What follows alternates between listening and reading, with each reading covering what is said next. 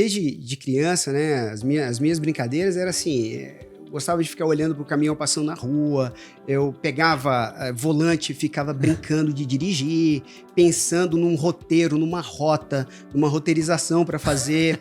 É verdade, né?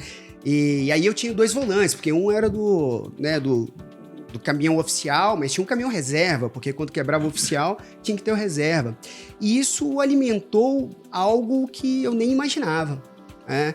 E durante muito tempo, depois que eu me formei, eu sempre, né, falava com minha esposa que, poxa, nossa, eu hoje trabalho com logística, eu sou um engenheiro, e o meu sonho, não sei se eu completei, se eu, né, cumpri meu sonho. E ela falou, não, para tudo, para. Você, quando criança, você sonhava com caminhão, você brincava de motorista. Hoje você trabalha com logística, você quer mais sonho do que isso?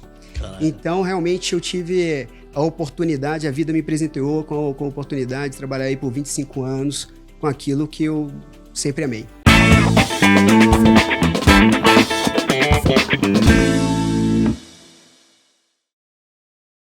Olá, sejam bem-vindos a mais um episódio do NS TechCast, nosso espaço para falar de logística com pessoas que inspiram os profissionais do nosso setor. Eu sou Marco Guapo, editor-chefe e CEO da Mundo Logística. Estou aqui com o meu amigo Aquiles Rodrigues, head de torre de controle da NS Tech. E hoje, nosso convidado aqui diz que sempre sonhou em trabalhar com transporte, né? Desde, assim, antes de saber que a logística existia. E ele gosta tanto de logística que diz que não vê dificuldade em trabalhar nessa área. Bom, nesse episódio nosso aqui mais que especial, eu estou aqui com o Claudemir Oliveira, que é Head Global de Logística e Operações Internacionais da Citrosuco. Claudemir, obrigado pela tua presença aqui com a gente. Obrigado pelo convite, pela oportunidade de estar falando aqui com vocês, uma honra para mim. Valeu, para a gente também. E Claudemir, para começar, eu sempre peço aqui para os meus convidados se apresentarem em 20 segundos aí. Quem é o Claudemir? Legal, bacana, obrigado. Bom, eu sou um engenheiro de formação, né? Formei na PUC Minas, e tive a oportunidade de, já desde sempre, trabalhar na área de logística. Em 1998, caí por lá e de lá fiquei conectado, construí toda a minha vida conectado com um sonho aí de criança. A gente vai falar um pouquinho sobre isso, como é que isso aconteceu dentro da minha vida. São meras coincidências, né, que acontecem ao longo da nossa vida, que realmente transformam e fazem com que a gente acredite em algo muito maior do que o que a gente vê por aqui. Legal. Então, esse sonho de menino, né? Você disse que sempre sonhou aí em atuar com transporte, mas obviamente uma criança não tem noção do que é logística, essas coisas todas. Mas enfim, era um sonho? Como é que foi isso aí? Assim, eu desde de criança, né? As minhas brincadeiras eram assim, eu gostava de ficar olhando pro caminhão passando na rua, eu pegava volante e ficava brincando de dirigir, pensando num roteiro, numa rota, numa roteirização para fazer. É verdade, né? E aí eu tinha 2 volantes, porque um era do caminhão oficial, mas tinha um caminhão reserva, porque quando quebrava o oficial, tinha que ter o reserva. E isso alimentou algo que eu nem imaginava, né? E durante muito tempo, depois que eu me formei, eu sempre, né, falava com minha esposa que, poxa, nossa, eu hoje trabalho com logística, eu sou um engenheiro, e o meu sonho, não sei se eu completei, se eu, né, cumpri meu sonho. E ela falou, não, para tudo, para. Você, quando criança, você sonhava com caminhão, você brincava de motorista. Hoje você trabalha com logística, você quer mais sonho do que isso? Caramba. Então, realmente, eu tive a oportunidade, a vida me presenteou com a oportunidade de trabalhar aí por 25 anos com aquilo que eu sempre amei.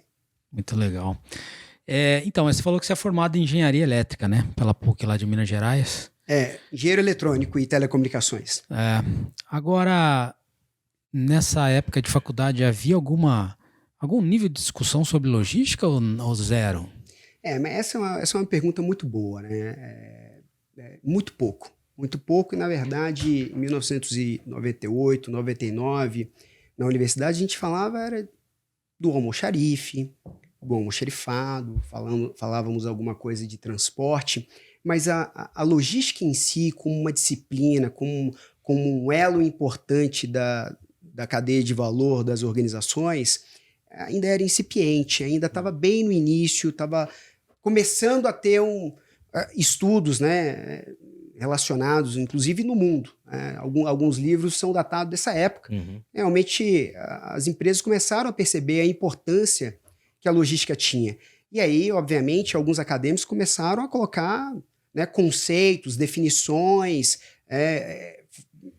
fórmulas de cálculo, fazer estudos um pouco mais aprofundados, séries históricas, e, obviamente, isso culminou com a logística moderna que a gente tem hoje, que é uma área muito dinâmica e imprescindível para as empresas.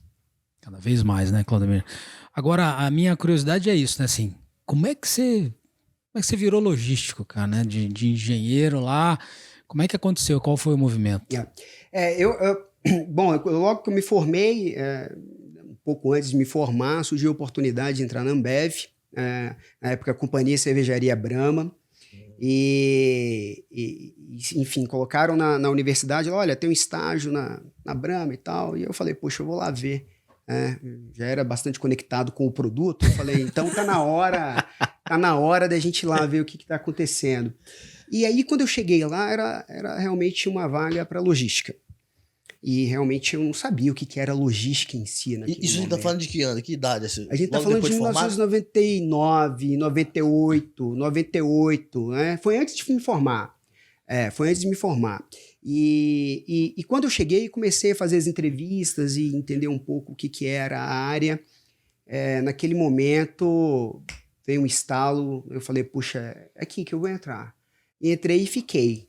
São 25 anos trabalhando na logística. Obviamente, passei pelas disciplinas já do supply chain, né, que a logística faz parte do supply chain. Então, já trabalhei no planejamento, já trabalhei na programação, na operação intermodal, mas sempre conectado com a logística, né? Então, ali foi o gating, a porta de entrada, de fato, para a logística, uma mera coincidência. Era um estágio de engenharia para atuar em logística. Não é errado dizer que você tem uma carreira 100% na logística, então? É certo dizer que eu tenho uma carreira 100% na logística, né? Eu tive a oportunidade, obviamente, durante o período da universidade, eu fiz um International Assignment na Bélgica, onde eu trabalhei com automação industrial. Era o que eu estava estudando lá na universidade, enfim, conectado. Logo que eu voltei para o Brasil, eu também tive que cumprir algumas horas de estágio técnico obrigatório em telecomunicações e, obviamente, eu passei a procurar um emprego, né? Queria uma porta de entrada numa empresa e acabou acontecendo com a Brahma, depois se tornou Ambev, enfim. Muito legal. Então, assim, você foi um dos precursores aí do movimento, né, Aquiles?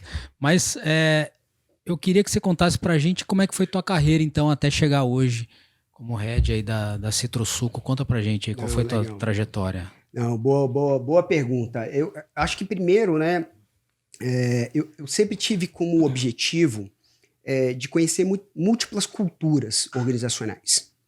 Isso é algo que eu carregava comigo no período de universidade. Eu sabia que eu queria trabalhar com gente, que eu queria trabalhar com pessoas, né?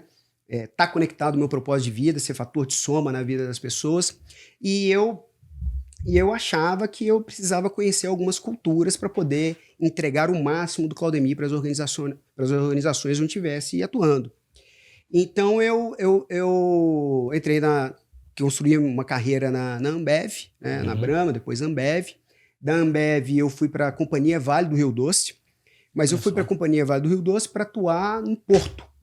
Então, eu fui para o Porto de Tubarão, trabalhar nos terminais de carga geral, movimentação de carga geral. Tive a oportunidade de fazer alguns trabalhos para exportação de soja, importação de fertilizantes. Acho que vale abrir um parênteses, né? Eu tenho uma vida profissional bastante conectada ao agronegócio e à indústria de alimentos. Então, acabou que a minha passagem pela Vale, muito embora eu estava numa empresa de mineração, eu nunca atuei com mineração.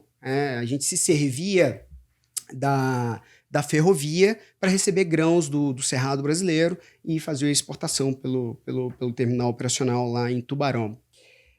Depois disso, eu tive uma uma oportunidade, né, de assumir como head principal de logística de uma empresa norte-americana, do retail, a RIM, que é uma empresa, basicamente, eles produzem, fabricam aparelhos de ar-condicionado, aquecedores, e naquela época, meu grande objetivo era entender como que era fazer o design de uma operação logística global do zero, né? Aprovar esse plano com o CEO americano, com o nosso presidente aqui no Brasil, né? E depois implementar. Essa foi, né, digamos assim, a grande missão que eu tive dentro da RIM. Quer dizer, então, trabalhei na Ambev, uma empresa brasileira, focada no bebidas, mercado de bebidas do Brasil. Trabalhei na Vale, uma empresa de exportação e importação, né, um gate-in, gate-out para o mundo. E fui para trabalhar com appliances, então, importando o produto da China, importando da Austrália, a empresa fabricava na Austrália, fabricava nos Estados Unidos, no Japão, importava desses locais para o Brasil, e aqui a gente fazia uma montagem, uma linha de CKD, e aí eu distribuía pelo Brasil. E aí, acho que uma cultura norte-americana e japonesa, né? A RIM, uma empresa americana, que foi comprada por um grupo japonês no meio do caminho. Então, só aí já tem três culturas, né? A Ambev com uma cultura bastante focada em resultado, a Vale já com uma empresa recém-estatizada na época, né? O Roger estava, né, ainda tracionando a empresa. Eu tive a oportunidade de participar desse momento, foi um momento bastante interessante, choque cultural, né? Uma empresa desestatizada, né? Chegando pessoas, né, da iniciativa privada para poder colaborar e construir junto uma nova organizacional. Então, muito desenvolvimento de soft skills, de habilidade de convencimento, de persuasão. Isso era altamente necessário, né? Você não pode jogar o passado fora, você tem que ajudar a construir um futuro a partir do passado. Não dá para começar do zero. Então, esse foi o desafio lá. E de lá, obviamente, uma empresa norte-americana, uma outra cultura, bastante focada em resultado. Da RIM eu fui para a Syngenta, uma empresa europeia do agronegócio, né? Fui para outra ponta da cadeia, então trabalhei na exportação de grãos e fui exatamente ter a oportunidade de liderar a logística no Brasil para sementes de soja, de milho, sementes de vegetais, enfim. E foi interessante porque, para mim, era uma logística mais conectada ao campo, mais conectada ao agricultor. E como eu conhecia a ponta, então ela fechou meu end-to-end aí da logística do agro. Depois da Syngenta, aí, tive a oportunidade de trabalhar com sementes, depois com defensivos agrícolas. Eu vim para a Citrosuco. E aí vim para a Citrosuco com a missão de ajudar a consolidar um trabalho que, né, foi muito bem feito pelo time que me antecedeu, por toda a diretoria da Citrosuco, e com a missão de aportar tecnologia, com a missão de aportar um novo olhar para o que estava sendo feito, buscar evolução contínua, melhoria contínua, aplicar gestão, trazer um pouco a minha experiência de Ambev dentro dessa multiculturalidade. A gente falava muito de gestão, muito de indicador de performance, de rituais, né? Os rituais que geram hábitos, os hábitos que geram cultura organizacional, e isso era uma das minhas missões dentro da Citrosuco, e eu estou lá até hoje, uma empresa apaixonante, e eu continuo vivendo esse legado com a companhia. Legal. Você está na Citrosuco há 6 anos já, né? Esse ano são 6 anos de companhia, num piscar de olhos, né? Eu honestamente, né, eu tava vindo para cá agora e eu tava pensando, eu falei, puxa, mas passou tão rápido, como é que eu vou falar da Citrosuco assim, foi um piscar de olhos, né? Tem ainda tanta coisa por entregar, tantos desafios, tantos projetos na nossa frente. Tem sido uma jornada de muito aprendizado, né, de muita alegria, de muita evolução pessoal, de muita busca de autoconhecimento como profissional, como liderança, de aprimorar todos os dias um pouquinho das nossas capabilities, né? Essa tem sido a tônica desse meu momento. Legal. Uma pergunta linkada, quando você falou que começou na logística, me chamou a atenção, porque é comum você ver o executivo que veio de finanças, o executivo que vem da área comercial e cai na logística em algum momento. E começar na logística, um pouco mais de 20 anos, né? A barba já tá branca aí, igual a minha, então mostra que tem uma bagagem no cenário. E eu tenho a impressão que você pegou logística, assim como eu, também tenho um pouco mais de 20 anos na cadeia logística, quando logística não era tão importante nas mesas de discussão, né? A logística ao longo do tempo, especialmente na virada do ano 2000 ali, ela ganhou um espaço brutal na mesa. Entendeu-se que logística era importante, que não fazer logística bem era um problemaço, porque além de custo você perdia cliente, né? Você consegue fazer um link de quando você começou, a visibilidade de importância que tinha a logística, até essa era digital, onde hoje a logística é o marketing, você consegue... Na tua bagagem, você passou por Ambev, uma puta escola do ponto de vista de performance, resultado, etc e tal. Aí você foi lá para outras empresas, Syngenta, Agro, enfim. Acho que você tem quem tá ouvindo a gente aqui queria entender, acho que eu gostaria de entender. Como é que é esse link para você? Não, a pergunta é maravilhosa, Aquiles. E eu vou começar trazendo uma breve história.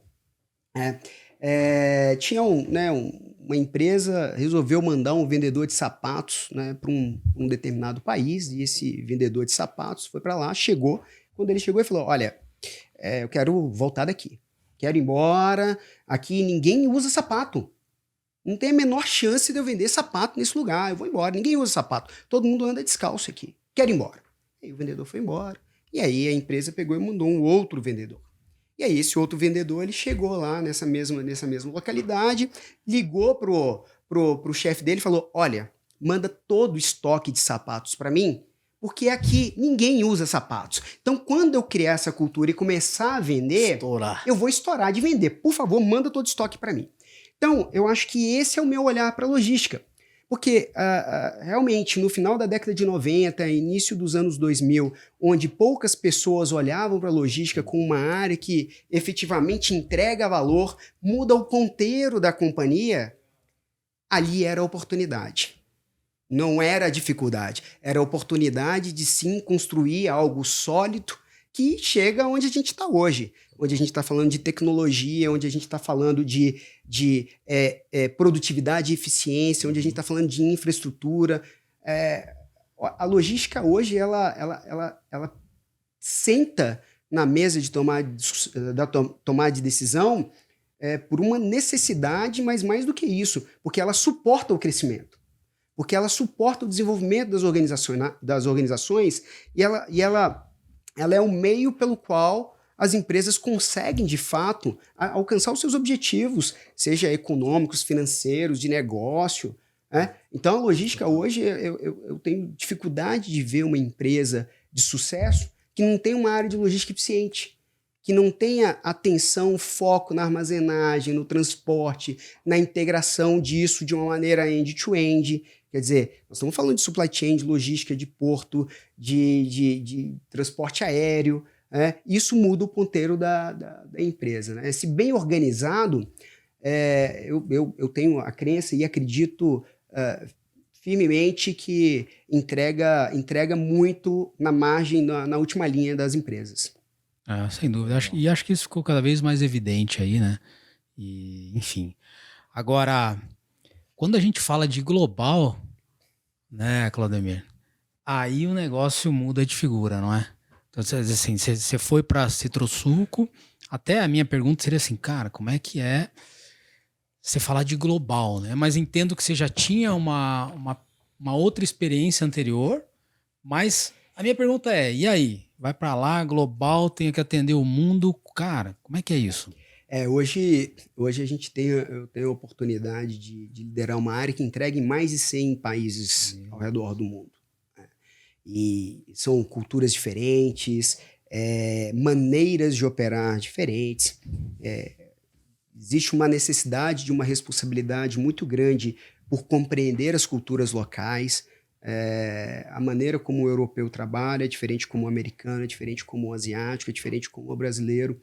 E estar numa posição que lida com isso todos os dias faz com que cada vez mais eu tenha necessidade de aprender. Cada vez mais eu tenho a necessidade de conhecer cultura local, como que as coisas funcionam. E né, a receita de uma solução no Brasil não necessariamente é uma receita de solução na Europa, não necessariamente é uma receita de solução da Ásia. Eu acho que esse é um dos principais aprendizados de uma cadeira global. Não tem uma solução única, ela precisa necessariamente ser customizada. Eventualmente você pode ter a direção única, ou você deve ter a direção única, mas a implementação é importante dar liberdade para que cada cultura aplique a sua maneira de operar. Então, acho que esse tem sido um desafio bastante interessante ao longo dessa jornada na Citrosuco. Legal. Bom, e aí você tá lá há 6 anos, então, cara, você tava lá quando estourou pandemia, fechou porto. Cara, como é que foi essa época lá para você? Eu acho que a pandemia, ela testou, né, foi uma prova realmente de cardíacos para todos nós, do ponto de vista pessoal. Acho que todo mundo estava bastante preocupado com o que acontecia naquele momento. Do ponto de vista operacional para a logística global, a gente foi desafiado ao limite, né? Naquele momento, toda a bagagem, tudo que a gente adquiriu na caixa de ferramenta ao longo desses 25 anos, eu acho que a gente teve a oportunidade de colocar em prática. Então, os rituais de gestão um pouco mais intensificados, um pouco mais de liberdade para as pessoas operarem, muita comunicação, muita compreensão das dificuldades, mas mais do que isso, foco na solução.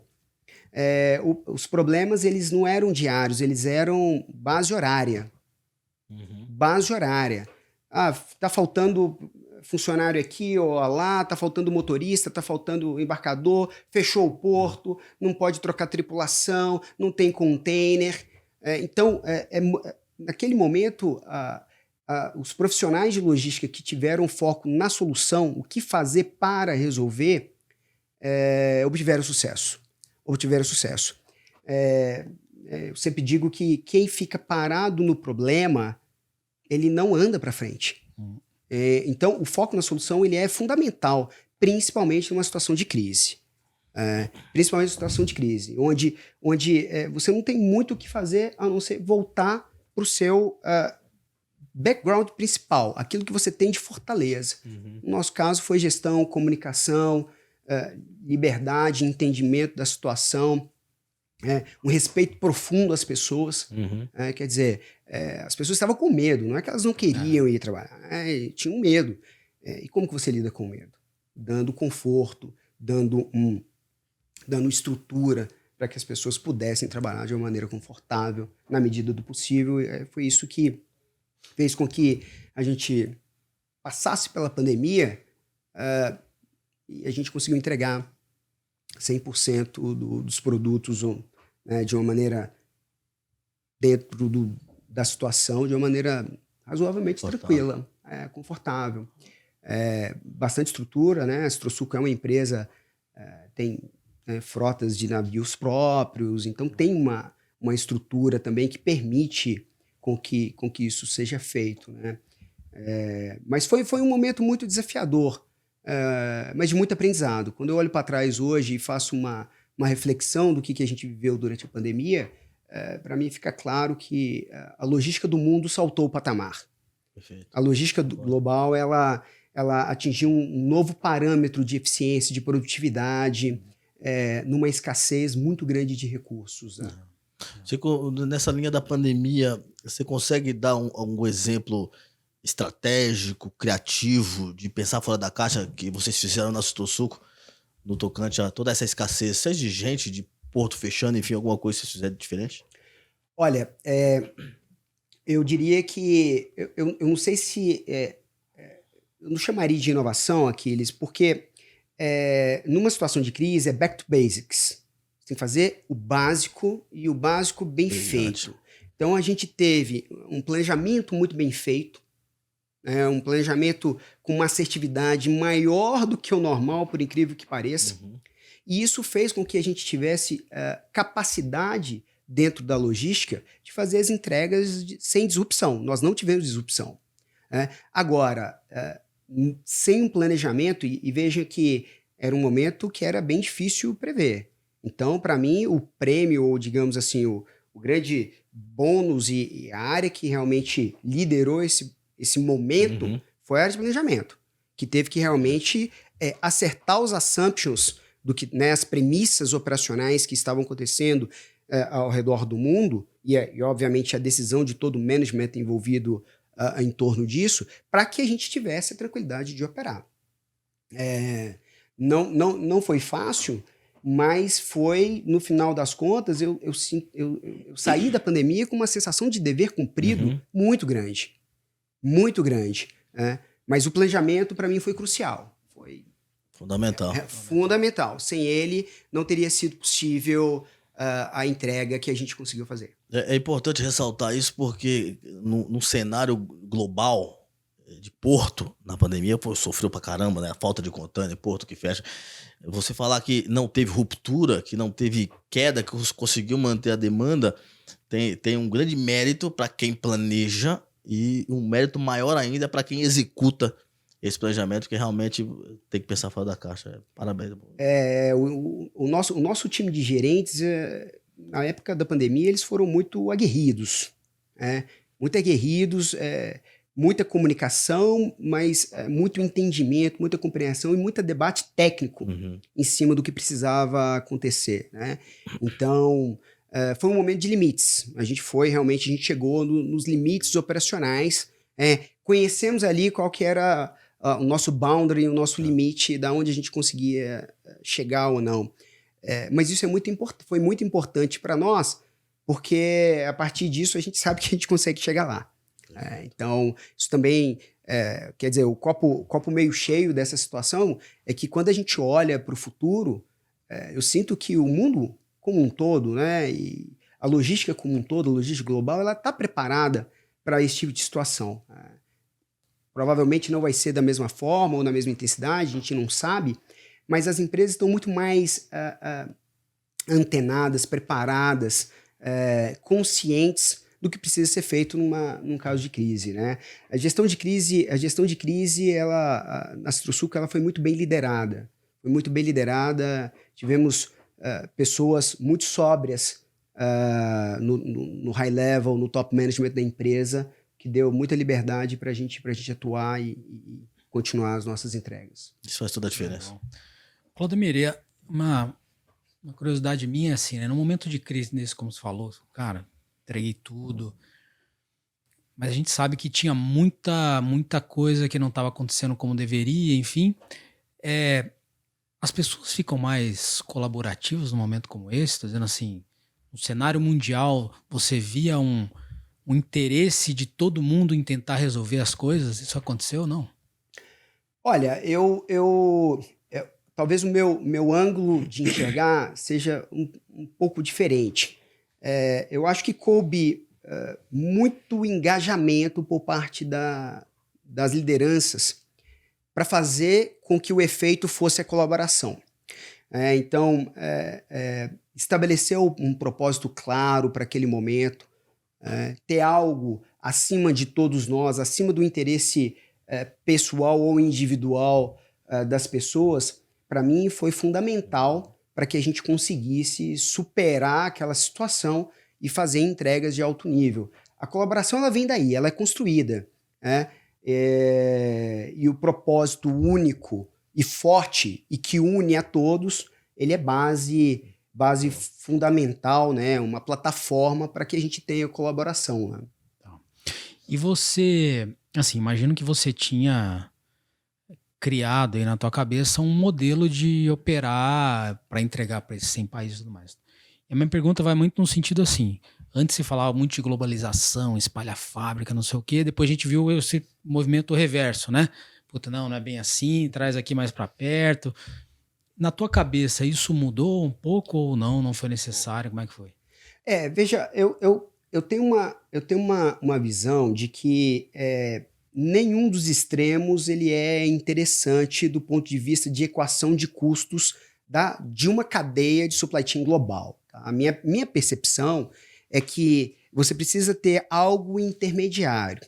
Você não pode ter também, por exemplo, né, teve lá a crise dos semicondutores, que eram produzidos na Ásia, etc., e aí acabavam não chegando, por exemplo, aqui no Brasil a gente teve falta de veículos, por aí vai. Mas eu não acho que a solução é a gente, agora está internalizado, nós vamos montar várias fábricas de semicondutores aqui e vamos garantir o nosso supply. Eu não acho que esse é o caminho correto do ponto de vista de supply chain. O supply chain ele precisa ter um equilíbrio, ele tem que ter uma segurança, sim, talvez abrir algumas fábricas, mas não garantir 100% do estoque, não 100% da demanda, porque senão você acaba mexendo em outro ponteiro, que é o ponteiro do custo operacional. O custo total de operar ele pode ser severamente impactado numa situação dessa. Então, se você consegue, de uma maneira inteligente, conseguir que você tenha num raio próximo da tua operação um estoque mínimo, mínimo necessário para operar por um X determinado tempo, não necessariamente você precisa ter a internalização. Eu acho que tem que ter um equilíbrio aí nisso. E como todo mundo ficou muito sofrido, né? As pessoas sofreram, as empresas sofreram durante esse momento, a tendência natural é que a gente vá para o outro extremo para solucionar esse problema. E aí eu acho que a gente pode causar um problema de custo. Precisamos encontrar um meio termo, algo in between, para poder endereçar isso de uma maneira correta e apropriada. Né? Muito bom. Você pode dizer assim que esse foi o maior desafio que você já teve na tua carreira ou houveram outros aí? O que você acha? Essa pergunta é boa. Sem sombra de dúvidas, a pandemia ela foi um desafio enorme para todos nós como seres humanos e, enfim, para todas as empresas. Testou a resiliência das cadeias de supply chain ao redor do mundo. Né? Mas eu diria que desafios na minha vida que realmente me deixaram fora da minha zona de conforto foram desafios quando a gente tinha que fechar alguma operação, encerrar alguma operação, fechar um centro de distribuição. Isso me deixava mais com um sentimento do dever não cumprido. Então, eu acho que tive algumas experiências de fechamento de operações e eu tenho, de lá para cá, eu tenho tomado muita cautela do que abrir em termos de distribuição para que a gente não tenha que fechar. Então, se você pensa, se você planeja aquela operação, se você colabora, né? E quando eu digo colaborar, e eu acho que esse é um outro tema importante, você acabou, Marco, falando um pouquinho de colaboração, cada vez menos a gente tem que se fechar no nosso universo funcional. A logística tem que ir lá com a indústria e conversar com a indústria.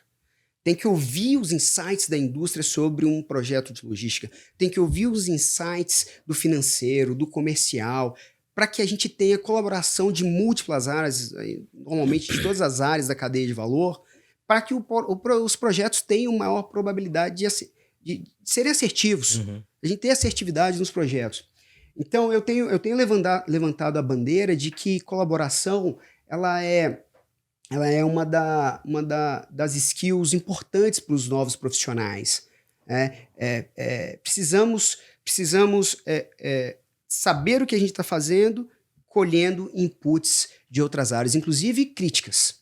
Essas críticas são extremamente importantes para fazer, né, um teste de validação dos projetos, para que uma vez que a gente lance esse projeto, implemente, ele tenha quase que 100% de chance de ser certeiro. E que não tem que acontecer, como já aconteceu comigo, de ter que fechar a operação, encerrar a operação, porque não deu certo isso ou aquilo dentro de um projeto. Né? Legal.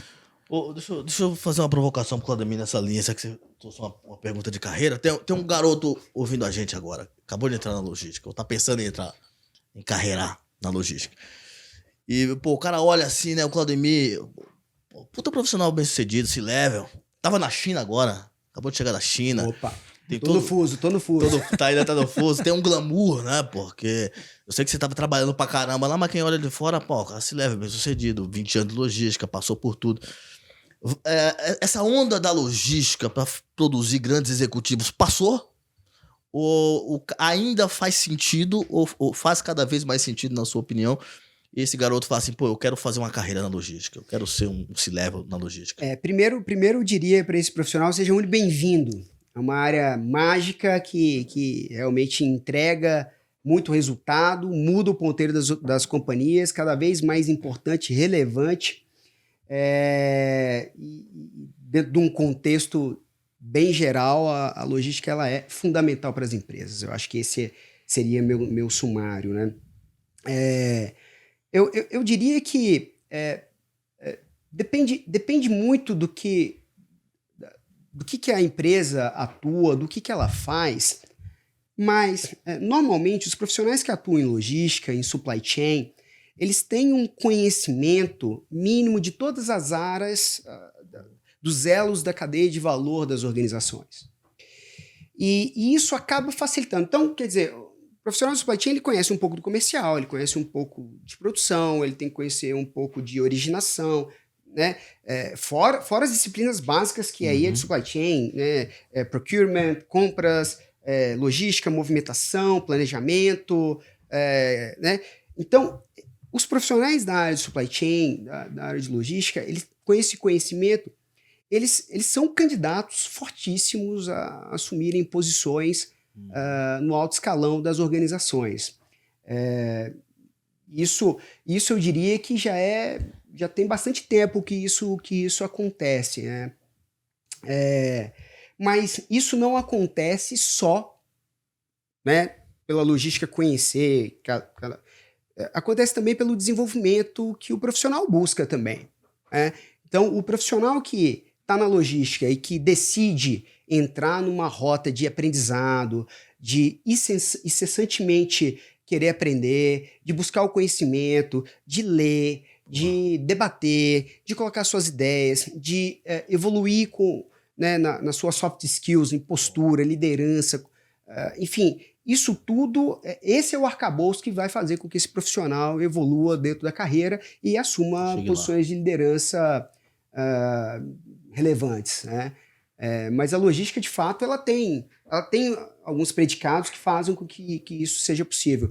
Mas o indivíduo precisa buscar, né? O indivíduo precisa buscar. Eu acho que nasce de nós, de cada um de nós, buscar o autodesenvolvimento para poder alcançar os nossos objetivos profissionais.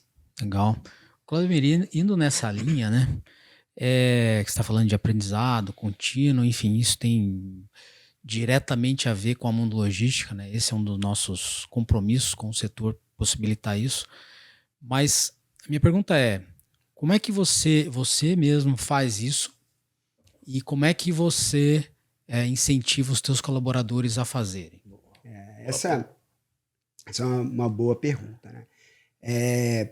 Bom, eu acho que em termos de liderança, eu tento sumarizar a maneira como eu trabalho e como eu empodero as pessoas que trabalhem comigo para que utilizem também, utilizar basicamente 3 pilares.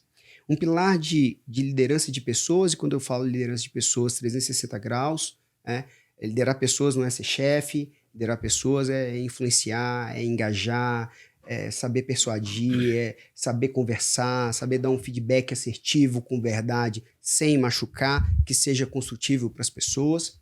Um outro pilar que é um pilar de liderança de resultados. E aí a gente está falando realmente de gestão, de rituais, de indicadores de performance, de mensurar o que está acontecendo, ter informação, né? Acho que vocês também são profissionais da área de logística. Mais importante do que entregar é saber aonde que a mercadoria está.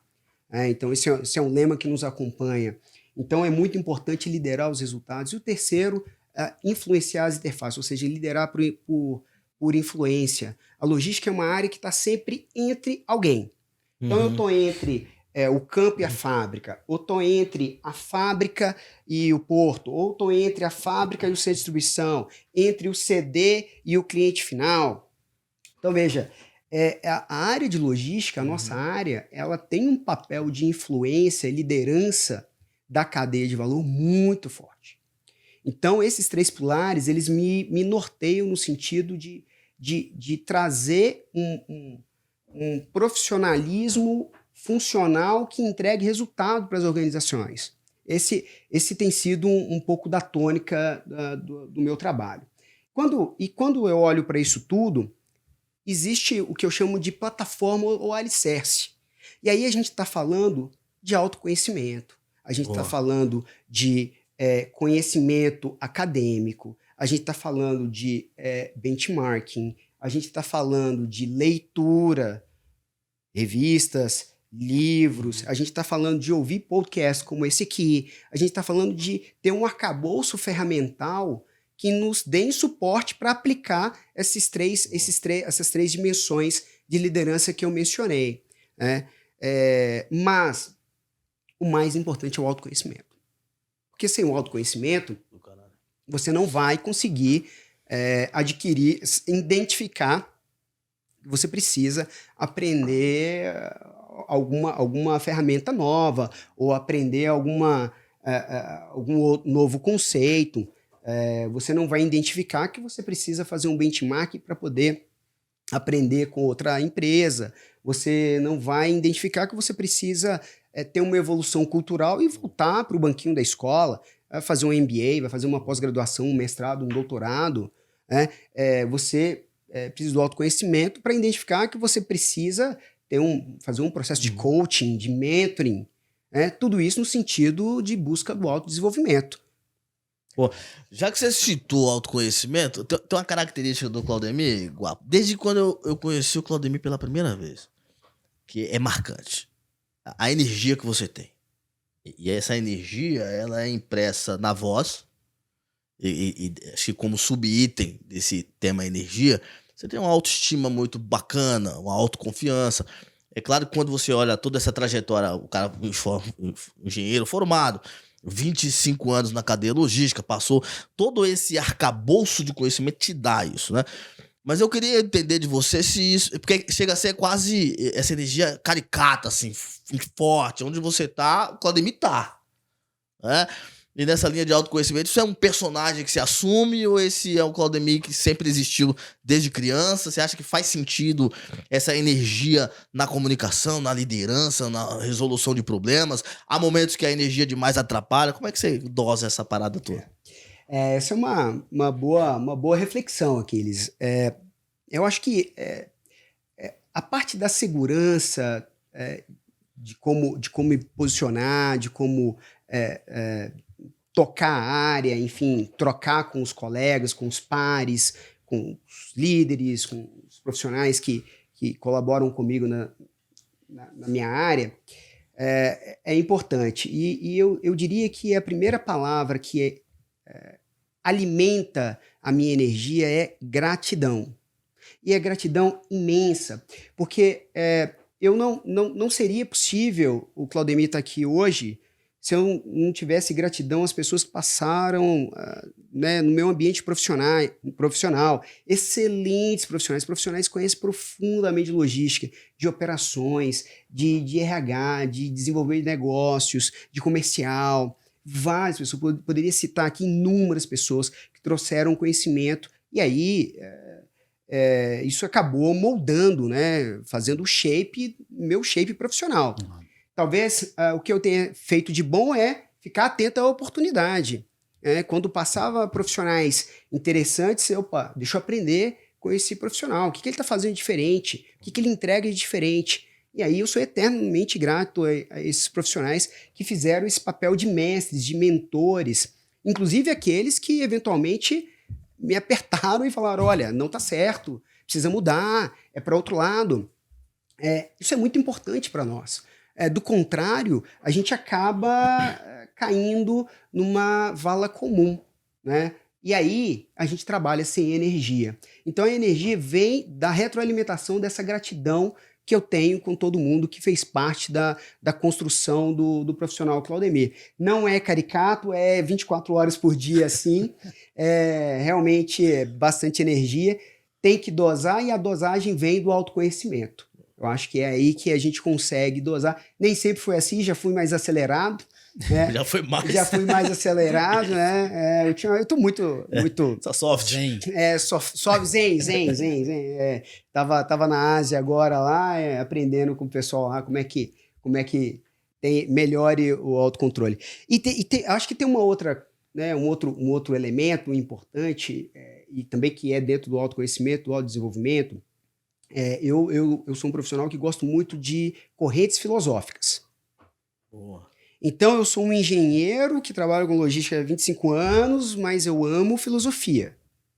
E eu acho que a filosofia nos ensina que é muito importante a gente ter o autocontrole acima de qualquer coisa e independente da situação. A filosofia nos ensina que é importante a gente viver o momento, apreciar o momento que a gente está vivendo aqui agora nesse bate-papo. A filosofia nos ensina que a gente está onde a gente deveria estar naquele momento para o nosso aprendizado. Então, se a gente acredita realmente que o mundo, né, ele tem uma organização maior do que o que a gente vê, né, um mundo cosmos e não um mundo caótico, se a gente acredita que existe uma engrenagem, a gente acredita que tudo já vai ser colocado como deveria ser colocado. Então, a gente fica muito mais fácil de entender o que acontece em torno da nossa vida. Muito legal. Recomendo o estoicismo, todo mundo estudar aí o estoicismo, filosofia grega que foi disseminada, né, pelos romanos. Acho que vale a pena ler Marco Aurélio, gente. Boa. Zenão de Sítio. Legal. Claudemir, e aí a gente perguntou para você aí sobre algumas transformações mais profundas que você teve. E você citou que o nascimento dos teus filhos te transformou profundamente, né? Como ser humano, como marido, como profissional. Como é que isso te mudou, pessoalmente, profissionalmente? Como é que foi isso? Eu acho que talvez até uma falha minha, né? Eu não fiz aqui um agradecimento para minha esposa e para minha família, porque eles são o meu suporte, né? Então eu tive um suporte dos meus pais na minha criação e atualmente, né, há 14, 15 anos eu tenho um suporte da minha família, minha esposa, meus filhos para essa jornada. Isso é fundamental. Então já deixo aqui expresso minha gratidão para os meus filhos e para minha esposa, deixo um beijo para a Ju, porque realmente eles que me dão essa energia, essa liberdade para atuar, para viajar. Semana passada eu estava viajando na Ásia, mas essa semana eu já estou aqui em São Paulo. Na próxima semana eu viajo de novo. Há 2 meses atrás, com certeza eu estava viajando para algum lugar que eu já nem lembro mais para onde. Então, quer dizer, tudo isso porque eu tenho uma estrutura familiar que me ajuda a ter disponibilidade para poder dedicar no meu trabalho. E quando os meus filhos, né, nasceram e quando eu constituí minha família, para mim foi um breakthrough na minha vida.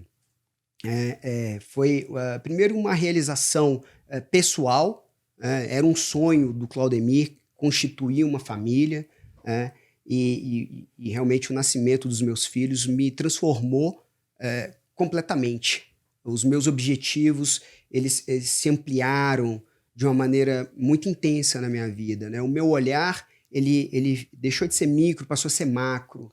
Eu deixei de olhar no curto prazo, comecei a olhar no longuíssimo prazo, exatamente em função do nascimento e daquilo que os meus filhos representavam naquele momento do nascimento para mim. Então, realmente foi um momento muito marcante da minha carreira, porque o nascimento, algo pessoal, particular, mudou a maneira como eu estava lidando com a minha carreira. Então, realmente... Quantos filhos são? 2 filhos. 2 filhos, Lourenço e Francisco. Beijo para vocês. Boa. Claudemir, e você tem algum grande sonho ainda para realizar pessoalmente ou profissionalmente? Com essa energia toda, dá para você imaginar que a criatividade não para, né? Então a cabeça o tempo inteiro criando e pensando em soluções e alternativas de negócio. Eu tenho pensado muito em como que a gente consegue criar soluções de negócio integrado para a logística, como que a gente consegue fazer com que a vida dos consumidores, a experiência dos consumidores seja melhor, como que a experiência dos consumidores seja mais do que melhor, né? Seja também mais barata. Nós temos a missão, como profissionais de logística, ajudar a entregar um produto com um custo-benefício para os nossos consumidores. Então, eu tenho pensado muito em iniciativas relacionadas a negócios que integrem tecnologia, que integrem todas as pontas e todos os elos das cadeias de valor. Colaboração, a gente já falou um pouquinho de colaboração, isso, da agora para frente, no mundo que a gente está vivendo, com o dinamismo do mundo, né? Mundo VUCA, BANI, depois a gente pode pegar aí um podcast só para falar sobre isso, precisamos nos adaptar de uma maneira muito rápida, precisamos antecipar os movimentos, e para isso a gente precisa ser preditivo. E aí quando a gente fala de preditivo, a gente está falando de tecnologia aplicada ao serviço das operações logísticas, né? Então esse tem sido um pouco do que eu tenho pensado para o futuro, né? Em como o que é um legado que eu penso para as novas gerações. Boa. Claudemir, a gente tem agora uma pergunta de um convidado nosso, né, para você. Qual que é o modelo do futuro e qual é a aposta dessa logística colaborativa, seja para reversa, mas seja também para distribuição e expedição, né? Porque acho que isso é um fator que pode trazer aí saves consideráveis na linha de frete, que é pesado para todas as empresas, e de como a gente pode alavancar isso de uma forma mais rápida. É uma boa pergunta, e agradeço a pergunta do convidado anterior, porque ela remete a uma reflexão importante, né? Porque quando a gente fala do futuro da logística, a gente está falando do futuro da movimentação, então a gente está falando de tecnologia, com movimentação física, com planejamento, com porto, a gente está falando de todos esses elos estarem conversando em sincronia. Então eu diria que a minha aposta para o futuro, ela é logística colaborativa mais pessoas capacitadas. Né? A logística colaborativa e a intenção de se colaborar, ela é importantíssimo, está unido por um propósito único, né? E esse propósito único ele precisa ser o nosso cliente final. Nessas minhas andanças, eu tenho visto que muitas empresas já caíram essa ficha. Então, semana passada eu tive a oportunidade de estar visitando um enorme porto lá na China, e eu ouvi do presidente do porto a seguinte frase: olha, eu quero saber quem é o seu cliente. Eu quero saber para quem você vende. Eu quero saber se o meu porto presta um bom serviço para a tua empresa em prol do teu cliente. Então, isso é um pouco de mudança de visão do mindset. Um mindset mais colaborativo, mais focado no cliente, mais integrado, buscando a colaboração.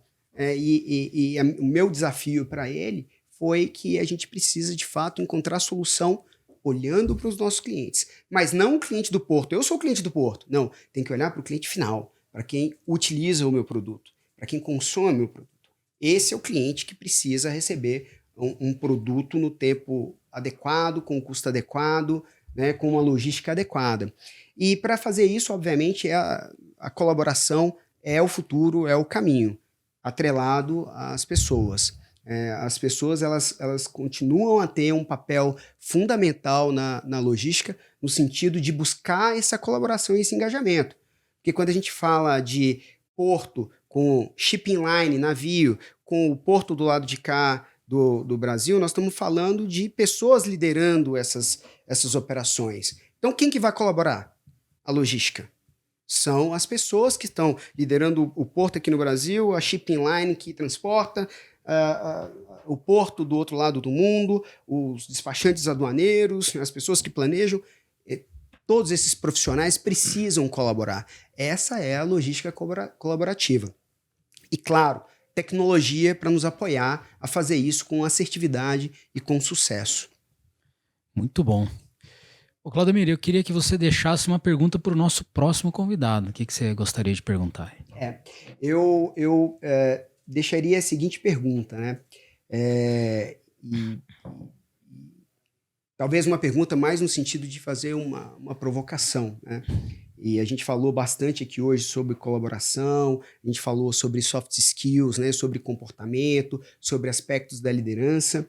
E a minha pergunta, né, para esse profissional é: qual que é o papel da logística para que isso que a gente está falando aconteça? O que é esperado do profissional de logística para que a gente tenha uma logística mais eficiente no futuro? Boa, excelente. Claudemir, e agora a gente vai para o nosso quadro final. Bate-bola aqui. Eu vou te fazer algumas perguntas, pode ficar muito à vontade de responder da maneira que você quiser, tá bom? Legal. Vamos lá. Inovar ou renovar? Inovar. Conhecimento ou experiência? Os dois. Terceirizar ou primarizar a logística? Depende do momento.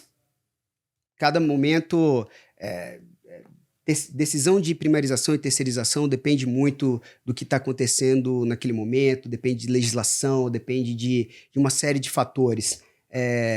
Eu sempre digo que a logística ela precisa ser revisitada, estudada a cada 2 anos. Você tem que fazer um pente fino, revisitar toda a sua logística.